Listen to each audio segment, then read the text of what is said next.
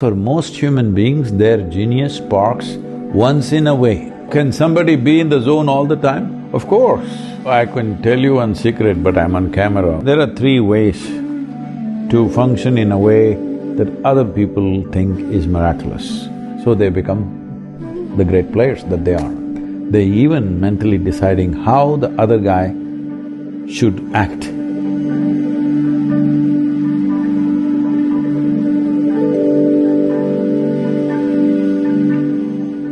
When I've felt a real sense of joy, where there's been I guess a slight switch in my experience, or at least a different kind of experience, has been what sports people might call being in the zone. In the zone, of course, yeah.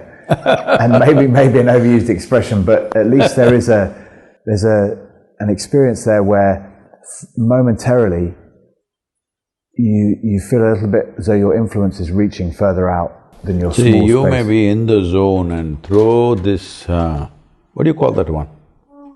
Which one's that? The pear. The rugby ball, yeah. It's not a ball. Yeah, it's a ball. Yeah. But it's not round. No, it's still a ball. Still a ball, yeah. Okay, when you in the zone and you threw it perfectly well, and I am on the other side with soap on my hands or butter on my hands and it just went off. Zone doesn't work, isn't it? Huh? You may be in the perfect zone, but it's a team sport. Everybody's got to be in the zone. There might have been situations where everybody were boom at one moment, all right? So why is it it's happening only once in a way? Because for most human beings, their genius sparks once in a way. Suppose the sun, which is the living source of energy for all of us, no, it's the only source of energy for this planet. If the sun came up once in a way, not every day, what would be life? Right now, that is what it is even with the individual. Every day, maybe the English won't agree with me, every day the sun doesn't come up for them, but it's coming up.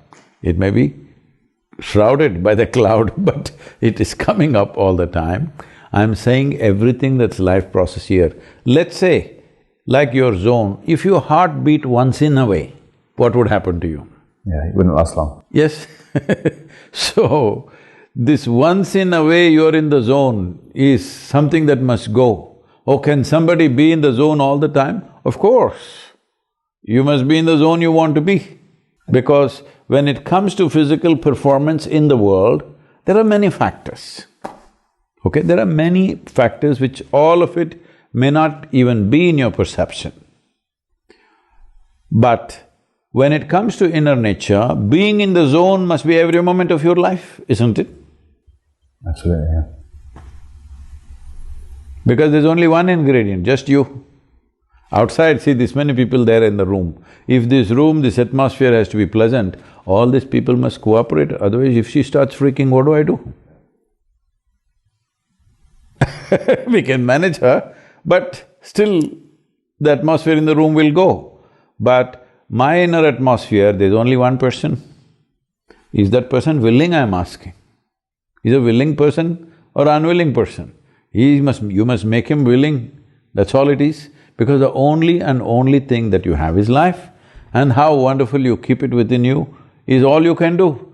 Rest of it in the world, we do something. It's really interesting because my position specifically, there'll be moments where it's absolute chaos and you're performing the most difficult, challenging skills with all kinds of interfering factors coming in from opposition teams to everything, and you do it effortlessly in a flowing, beautiful way. And then the referee blows his whistle and says, right, now you have a penalty, which involves me having to kick a ball through the post in a kind of golf fashion. I would go from being that genius kind of version of myself to suddenly to something I'd practiced so many times and felt like I knew so well, and yet I'd moved from chaos and all kinds of complexity externally to simplicity externally and make it so complex. Because suddenly from that moment you go from a clarity, like you said, a simplicity, to an absolute complexity internally, whereby it's suddenly about what will people think if I miss this, what if I heaven forbid I let my team down, etc., etc. If you think what people will think, the ball will go into the people only. Yeah, yeah, it's true. Very true. Yeah. So I can tell you one secret, but I'm on camera, what to do. I'll tell you anyway. Please. But the opposition may also learn this. That's okay. We'll work that out when we come to it. When you want to kick that dead ball, what you do is, you exhale with your mouth open and use this as a way approximately 17 to 20 inches, somewhere there, you focus your eyes there, that empty space, okay? You can do this 3 times. There is something else which is called as Akash, which gets activated because of this. In this, you are naturally in the zone. See, there are 3 ways to function in a way that other people think is miraculous. One thing is to become all body, that you don't have a mind at all, just all body. Like, I don't know, I shouldn't use names probably. There are some great players in soccer where you see them, you can see they don't have a mind, they're just all body.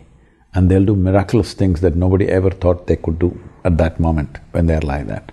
And they're getting into that zone more often than others, so they become the great players that they are. Another way is a very powerful mind which visualizes and creates what it wants. That's another way to be there, which is powerful, but I don't know how many people have the necessary discipline and focus to do that. A few do that. Some people who build the game have this thing. They even mentally deciding how the other guy should act. Many times you've seen this in rare moments, particularly in soccer and also in cricket game. The bowler decides how the batsman should act, you know? I recognize that. It's really wonderful to see that, because like Sachin Tendulkar was saying, he was asking me a question in a conference. He says, Sadhguru, like before, like right now there's the last ball of the game and I need to score a century or something important need to happen. Even before I play the shot, I see that this is the ball the bowler will bowl and I'm already ready with that shot and that is how he will bowl and that's how I will hit. So this is using the mind to see that guy does what you want, all right? That's another way. Another way that I just now told you is to not worry anyway body is well trained, mind is trained for the game, don't mess with that in the game itself, that preparing the body and mind should happen before the game, okay? You don't go and train on the match pitch. So, there is another type of intelligence called consciousness. Consciousness is that intelligence which is unsullied by your memory. Body is full of memory, it's taken this form only because of its evolutionary memory, genetic memory, karmic memory, like this. Because of memory, this body has formed a shape.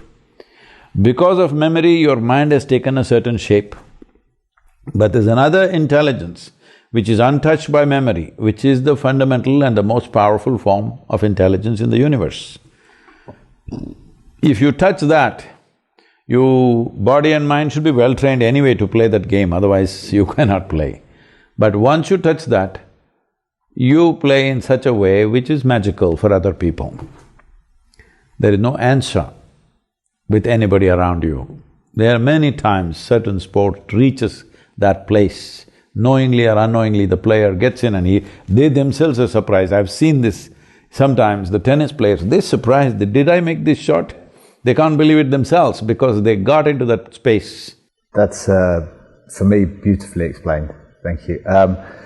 Sadhguru, thank you very much for being part of the I Am podcast. Thank you very much. And we couldn't wish you better with the Conscious Planet Safe Soul movement, and for sure we will be adding the our 100 support. days. The 100 Get all days. the sports people in this country We shall push to that say message. something about showing. We shall definitely push that message for sure, and I will be involved too. Thank you very much. Thank you.